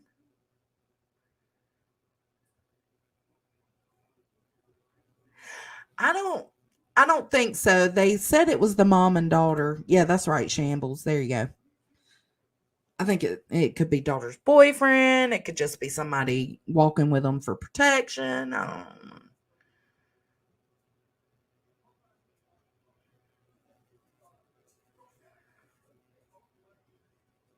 Yeah, let's get these 4. Yeah, absolutely.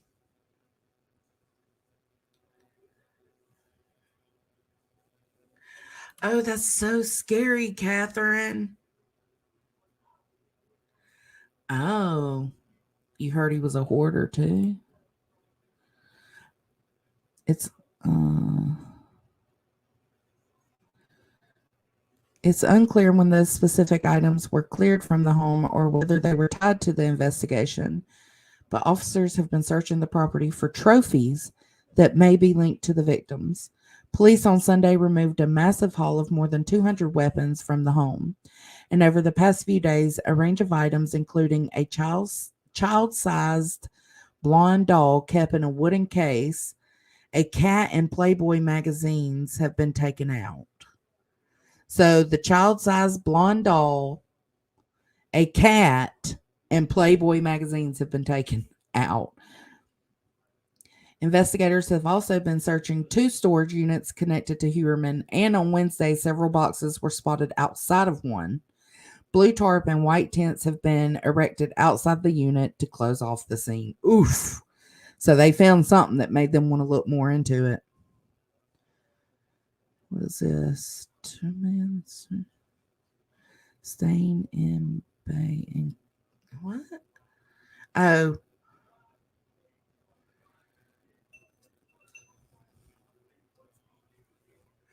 The suspected.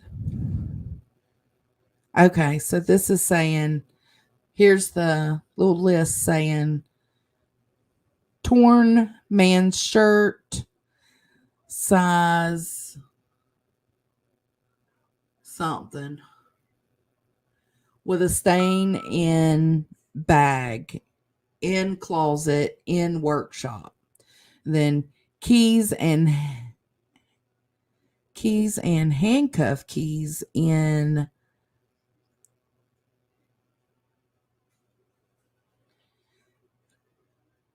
shop under workbench, in workshop, in, I don't know. Ropes in vault, ropes in shop. Tile with QS on shelf in workshop. Okay. Among the items on the list were a rope kept in a vault, a torn man's shirt with a stain in a bag, and handcuff keys, and a shelf underneath the workbench. I was close. Look at all this.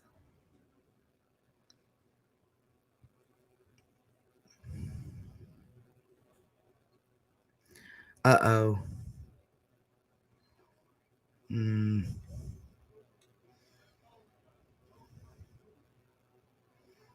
Look at that.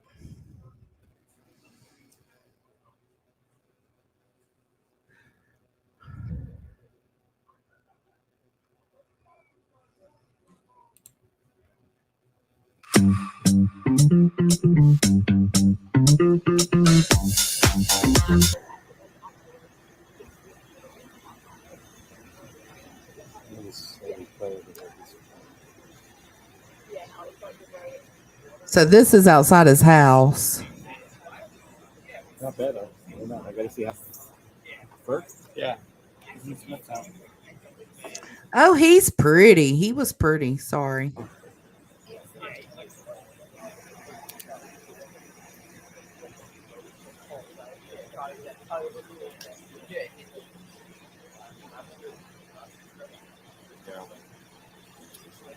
Crazy. Isn't B. Tim in New York? B. Tim, take us on a field trip, man.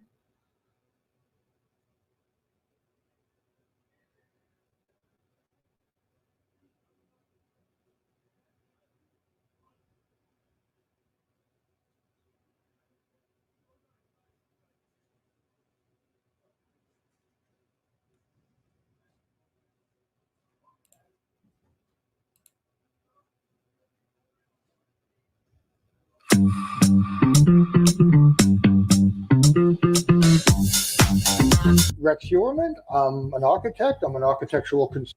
Are they called? Did he say Rec? I've been calling him Rex.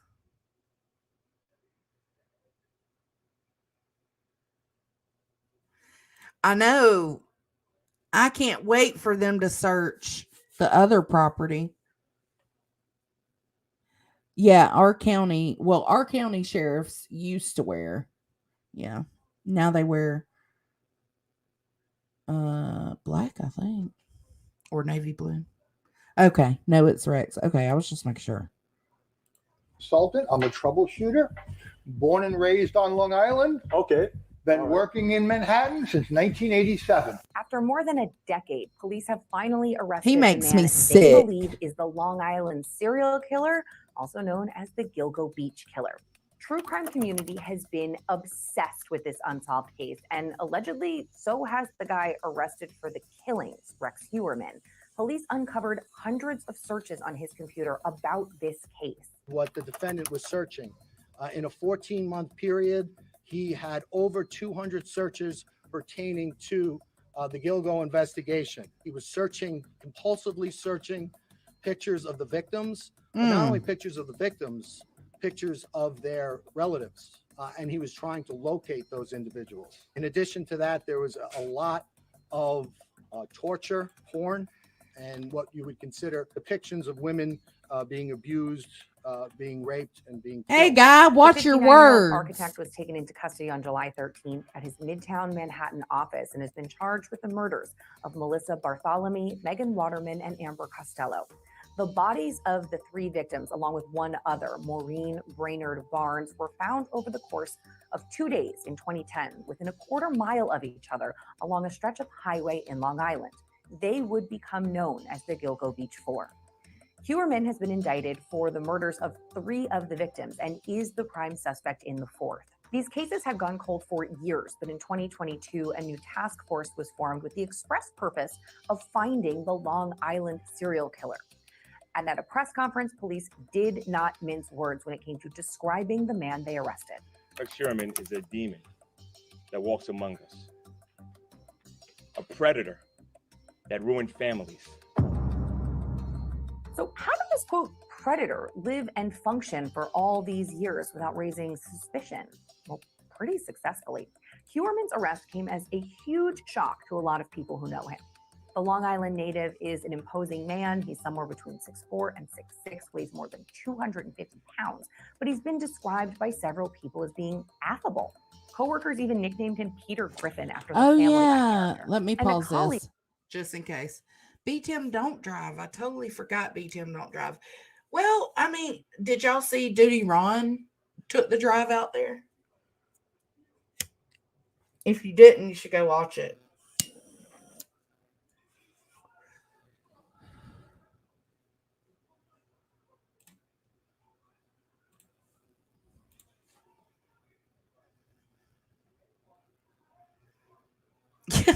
B-Tim said, yeah, I don't drive. I got all this info I need to get out. I thought, well, maybe I can join. Yes, absolutely. Just Samantha, if I go live later, yeah, I damn it.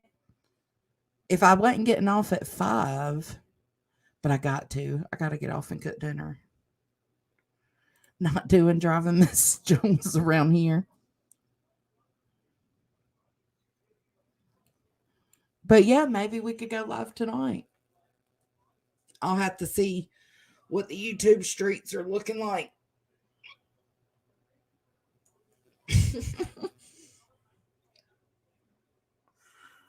Okay, let's play it.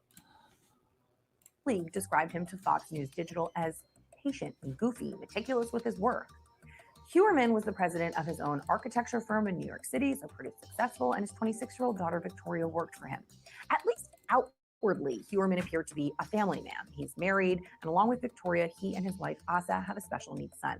Now, not a lot is known about Asa. She's kept a pretty low profile so far, but it's not all sunshine and rainbows describing this guy. Trust me. A colleague who wished to remain anonymous told the New York Post that the murder suspect once spoke about the Gilgo Beach killings and allegedly questioned why the murderer would use a burlap net to dispose of the bodies. And a neighbor also told Fox that he was a bit of an oddball. But if you ask law enforcement, Heuermann is as depraved as it comes. I mean, you heard them earlier. They believe he's a predator. And in court documents, they presented evidence that they hope will prove it in a court of law. Here is some of the most disturbing information that investigators discovered while they were digging into Rex Heuermann. A grand jury was convened, and through that grand jury, the LISC task force was able to obtain hundreds of subpoenas. Many of them were to search Heuermann's digital footprint, which police say he tried to hide through fake burner phones and emails. Law enforcement says Heuermann frequently communicated with and hired sex workers, even up until recently. He also had a Tinder profile connected to a burner email where he used a fake name, but seemed to use his real photos. But it was his online searches that are the most disturbing. Cops say the suspect conducted thousands of searches for sex workers, sadistic, torture-related pornography, and child pornography. His search terms are enough to make anybody cringe. Some of them are truly repugnant, and just a warning, if you look them up, the content of these searches are very dark. But some of the more mild ones included mature escorts, Manhattan, but the majority of them involved sexual violence, particularly against young girls. And he also seemed to be obsessed with the Long Island serial killer case. His alleged searches included podcasts and documentaries about LISC, updates on the case, and why it hadn't been solved. Let me read a few to you. 1. Why could law enforcement not trace the calls made by the Long Island serial killer? 2. Why hasn't the Long Island serial killer been caught? And the last one. In Long Island serial killer investigation, new phone technology may be key to break-in case.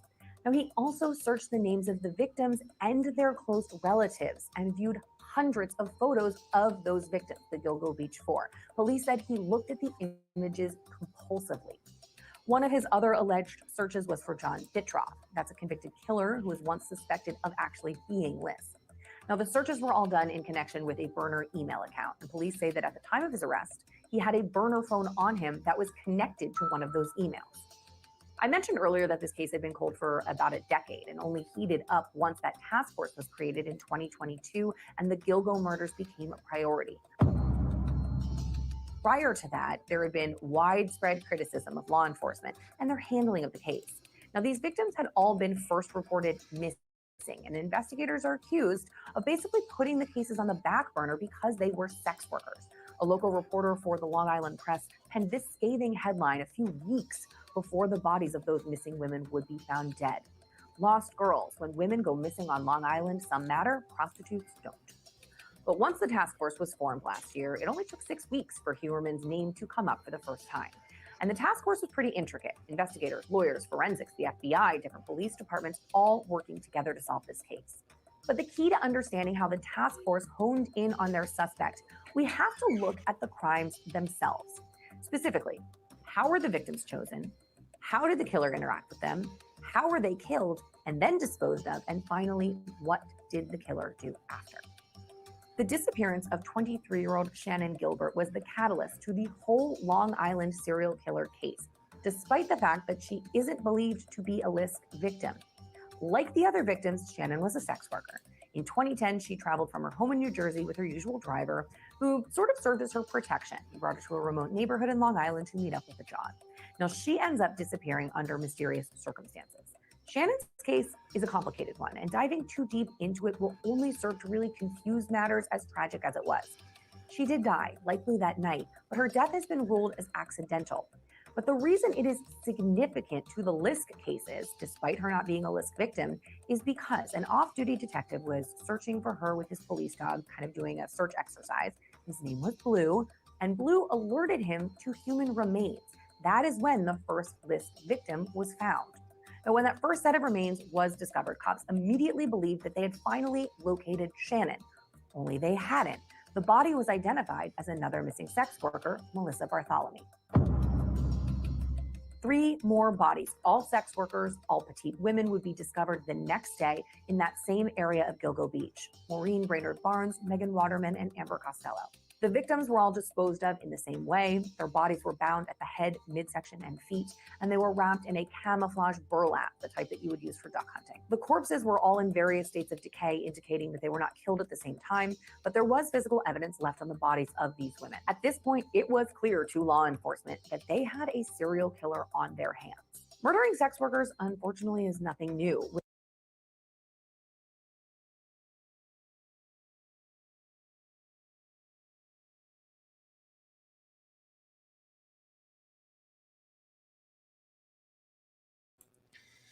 Yeah, that's unfortunate. It isn't anything new. Unfortunately, people seek out sex workers because they feel like they won't be missed. And a lot of the times that's true. I think he continued too. And he was just using that burner phone in 2022, trying to, he was just accessing Tinder and his email. So that shit's insane. Okay, I'm about to have to get off. Let's finish this. I don't know if I've got time. We'll see. There ain't no playbacks. We'll see. Women in this vulnerable community are often preyed upon because their disappearances can go unnoticed or simply ignored by law enforcement and even sometimes their families. But it's important to note here that the disappearances of the Gilgo Beach Four did not go unnoticed by their friends and family. Now, something else they all had in common was not only were they all engaged in sex work, but they were all working independently, advertising their services on places like Craigslist and Backpage, which is how police believe they were first targeted by the killer. And when I say working independently, I mean they weren't working for escort services or a pimp. And when sex workers do work independently in order to protect themselves, they usually have a protocol that they follow. Yes, Tazzy. Backup in the form Yes. of a driver or someone they pay a little money to watch out for them nearby. According to the podcast Blisk, who spoke with multiple people connected to the victims, it seems several of the victims woke with their usual safety protocol on the day they went missing. Now, this seems to indicate a level of comfort with the John who had hired them. And there has long been speculation that Lisk was either a high-profile member of the community or a member of law enforcement, two groups that would make the women feel comfortable enough to forego their usual safety measures with the assumption that these men wouldn't risk their reputation to harm them. Now, that's clearly not the case with Rex Heuermann. He is most certainly not a member of law enforcement. A more likely scenario is that the killer was either a repeat client who they were already comfortable with, or that they offered them a sum of money they couldn't refuse. Police believe Maureen Brainard-Barnes was killed in 2007, making her the first of the 4 Gilgo Beach victims. Her body was bound with several leather belts, and 2 female hairs were discovered on one of them. Now, the other victims had been bound by duct tape, and again, bye, Nancy. Thanks for coming. Were found on 2 of those victims, and on one, a male hair. Problem was, at the time, because of how long these corpses had been decomposing in the elements, the hairs were too degraded to test for DNA. Technology has since caught up, and forensic analysts were able to use mitochondrial DNA testing to determine that the female hairs found on the victims belonged to Rex Heuermann's wife. Additionally, 1 male hair was also discovered on the bottom of one of those burlap sacks, and that was determined to belong to Rex Heuermann himself. I hope so. Investigators wrote in court documents, it is likely that the burlap, tape, vehicles, or other instrumentalities used in the furtherance of these murders came from defendant Heuermann's residence, where his wife also resides, or was transferred from his clothing. Thanks for being here, Layla. Test that mitochondrial DNA from the hair against the Heuermanns, people needed to obtain their DNA. Cops had trailed Rex for quite some time once they had set their sights on him as their prime suspect. Police obtained 11 bottles from the trash outside of the Heuermann's home in Massapequa and were able to obtain DNA from Asa, Rex's wife. They ended up getting Rex's DNA off of a discarded pizza crust, which was thrown in its box in a trash can on the street near his office in Manhattan. And according to law enforcement, the DNA tests came back with more than a 96% chance that the samples of hair taken from the bodies of the victims belonged to the Heuermanns. Now, if you're wondering why the suspect's wife has not been implicated in the crimes, well, for at least 3 of the murders, police have evidence that she was either out of the country or out of the state. It's their working theory that the Long Island serial killer was active when his own family was out of town. Now, the DNA matching is obviously damning evidence, but it's certainly not enough. In the summer months, too, like it was in June, July, and September. In order for the task force to find Rex in the first in place, August, right? They used a database that essentially triangulated phone calls that were made to the victims before their disappearance, phone calls made from the victims' phones while they were missing, and phone calls made to the family members of some of the victims after they had disappeared. Way back when the bodies were first discovered and the victims were identified, police learned that the killer taunted the younger sister of Melissa, Barthelemy, who was just 15 at the time. The calls were never long enough for police to trace an exact location, but they were able to discover the vicinity where the calls were made. And that's how they learned that the calls... You better be. Blood B, you better be scared. were made from a burner phone both in Massapequa and in Midtown Manhattan. And according to law enforcement, they later found out that their suspect exclusively uses burner phones and burner emails to hire and communicate with sex workers, to search for disturbing pornography, and to search for information and updates about the Long Island serial killer case. Law enforcement writes, quote, "These burner phones and email accounts with fictitious identities were used in an effort to conceal Heuermann's true identity, conceal his criminal activity, unlawfully proposition sex workers, and attempt to monitor the investigation of his crimes." Police also said that the suspect allegedly used a new burner phone for each of the murders. We also went back and looked at his cell site records, and we compared his personal cell site records with that of the 4 target phones, and we saw that there was areas of commonality. So the task force has what they're referring to as an area of interest where these burner phones were being used. They also had a rough physical description of the killer from an eyewitness. That individual was identified as a person who was between 6'4" and 6'6", a large man, thickly built, not necessarily overly muscular, but just a naturally big person, with glasses, white, and dark hair. That eyewitness also identified a very distinctive pickup truck as belonging to the killer.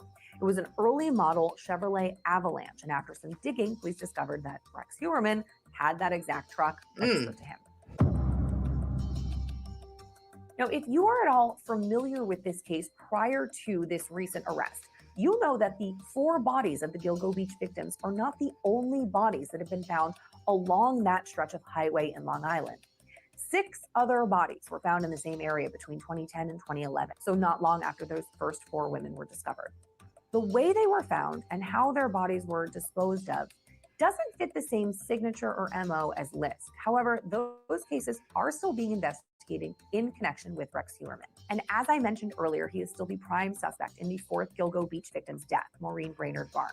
Police expect that investigation to be wrapping up soon, likely with more charges. But for now, Rex Heuermann was arraigned on 3 first-degree murder charges. Okay. Catherine, that's so cool. I just took a nap earlier and Makeup Mobster was at my cousin's telling us about this. Her voice is so precious. All right, let me drop. I'm going to show y'all this and just... I'm 10 minutes past my limit. Makeup Mobster.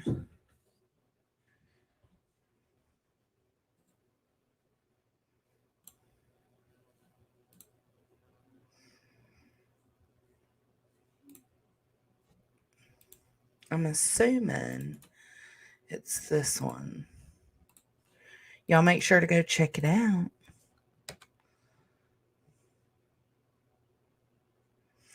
Okay, and then the other thing I was going to show y'all. Here's the map. So, number 1, the first body they found is... No. Hold on.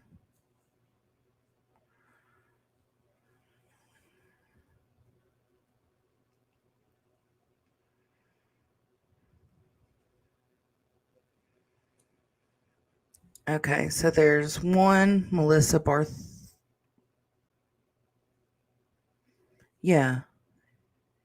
one Melissa Barthelemy. I can't say it. Barthelemy.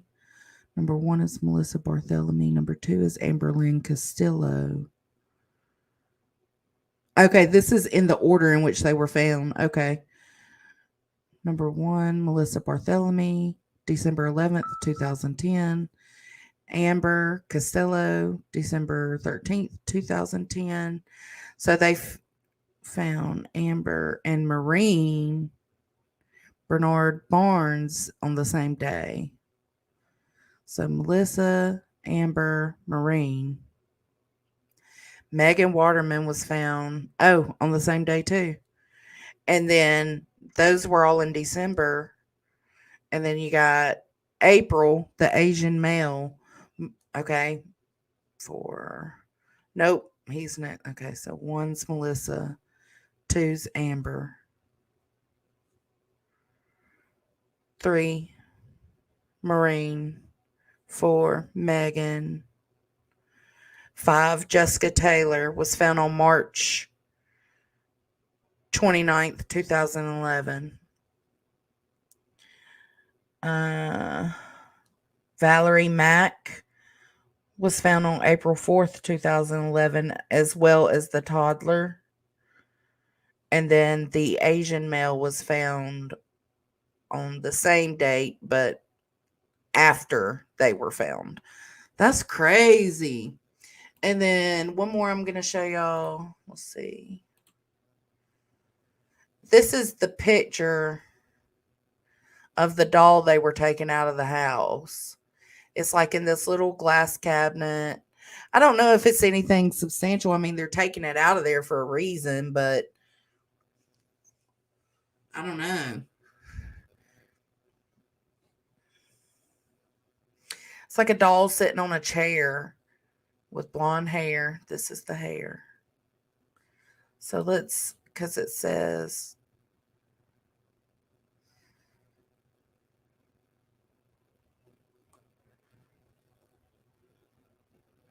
The doll was among boxes of items law enforcement carted off as they sorted through the ramshackle house. Okay, so he was a hoarder, including cat food and a cat scratch pole, a framed picture, an empty bookcase. So they're just moving it out of the house. It doesn't mean it necessarily has anything to do with anything, but it is kind of creepy. Just saying. All right, guys, that's it for now. I got to go cook dinner. Oh, thank y'all for hanging out with me because it helps me to, like, I was about to read it off by myself and do like a recording, and I was like, screw it, I'll go live real quick. Yeah, it could have been Stifler's mom because that doll looked like old school, old school.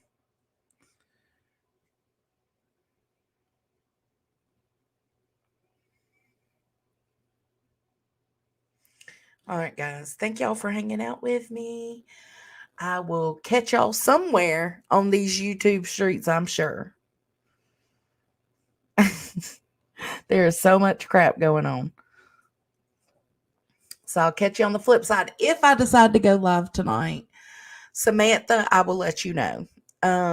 It depends on the lives that are going on in the moment and what I've got going on in the moment.